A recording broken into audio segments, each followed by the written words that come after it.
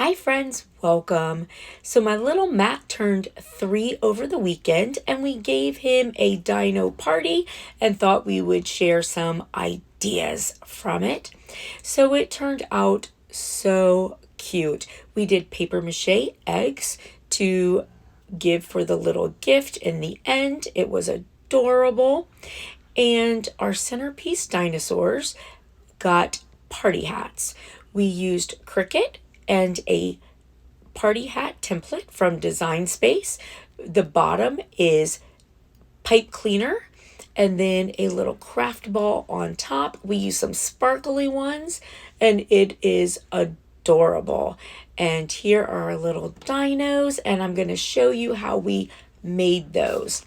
So for the dino eggs, you could use regular paper mache. I chose to add some of this casting into it. I made sure the parents knew it was for decoration. The little gifts inside we put in a separate clear plastic bag. And this really actually helped them to look like eggs in the end. And this turned out really good. So I also used some solo cups and balloons. So I took the balloons and I blew them up, put them on the solo cup. Now I did put a little weight on the bottom of them just to sort of help keep them from toppling over. It was just a little washer. I had a pack of 100 that I just added to them. Now on this first part, for the paper mache, I actually used coffee filters. A, they were white, and B, very thin. Now, these little styrofoam containers are from the Dollar Tree. They're the to-go containers. I cut them in half. They worked wonderful. So, first of all, for this first step, I wanted to make a very thin watery solution. I just put a little bit of the cast in it and filled it up with water, and I made it very thin and watery, stirred it well.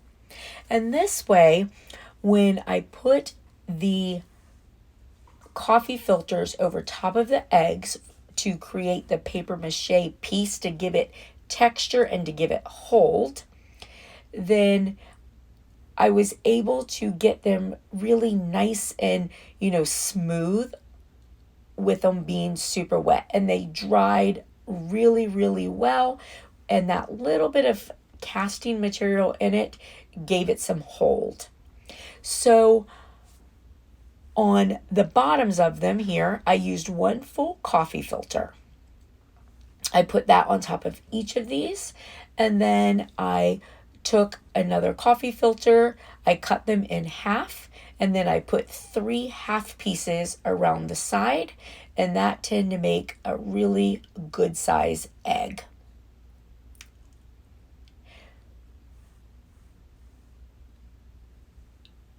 So after I get these covered, I have 2 balloons that I sort of saved with this portion of it dry to show you the next piece of it.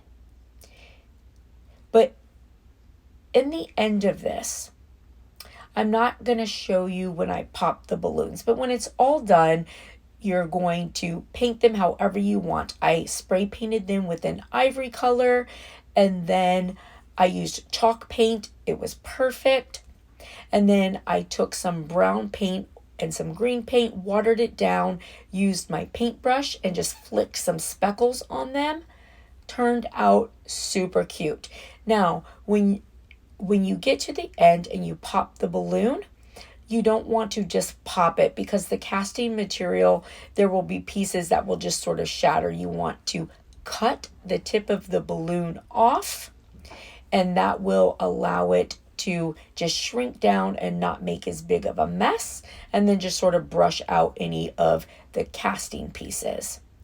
So additionally, you can leave them as they are. They look really egg shaped, but because this was littler kids, I wanted to, even though I was telling the parents to make sure that they discarded it, it was for decoration, I did want to cut off any jagged edges.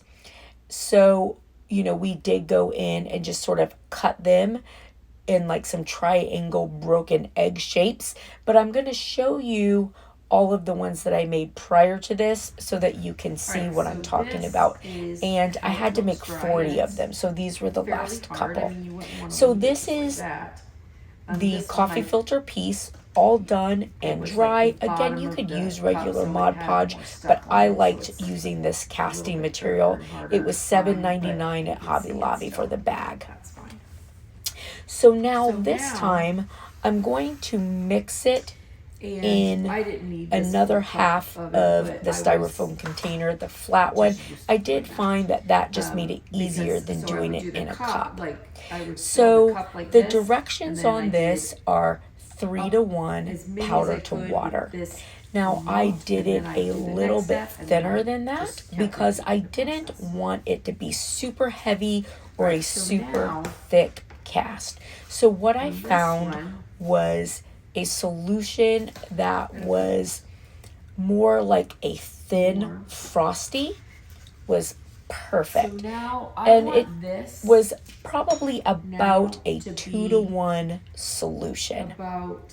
Now, as I'm mixing this up, I apologize, my phone died while I was doing this green one, so I didn't realize it, and I lost the video on it. Scott noticed it was off when he walked by before I did the pink one, so fortunately I'll be able to show you that.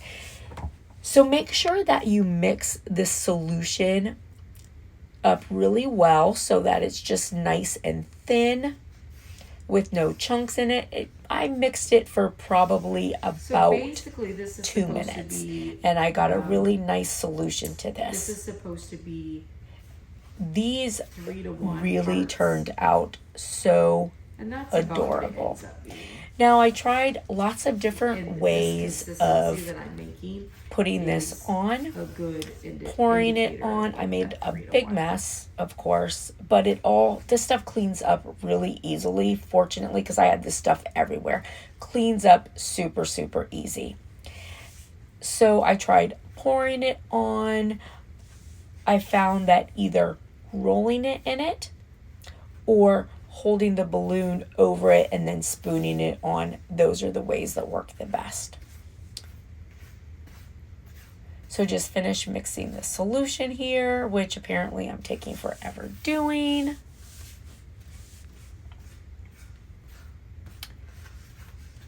Sorry, I tried to break this down into video enough to be able to tell you the whole process without giving you an hour-long video because, there's dry time, and of course I made 40 of these. Technically I made 44. All right, so now that it's mixed really. All right, so I skipped past the rest of stirring it. So the green one, as you can see, is done because, like I said, I lost the video. So here's the pink one. So very simple, and this is only one layer after the layer with the coffee filters, and that will dry in 45 minutes. And overnight, these were ready to go. So you could either roll it around in it. That worked kind of good too. Took my fingers and just rubbed it around. And I'm just showing you the two ways that I found easiest to do it, or to just take a spoon and just pour it on that way and then let it drip down. One of the things that I did find is if you, in the end, kind of hold the balloon upright. So by that, I mean the piece that I'm holding in my hand, hold it up to where that's on the bottom, and then let some of it sort of drip down. It actually gave a really nice cracked egg shape.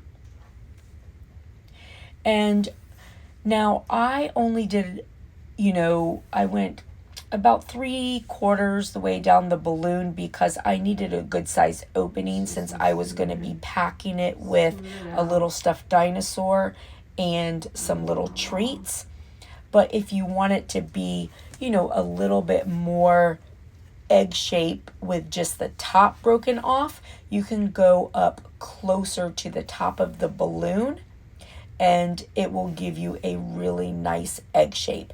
I did that with one of the first ones and it looked really, really good, but it just wasn't a wide enough mouth for me to put the stuff inside that I needed to put in.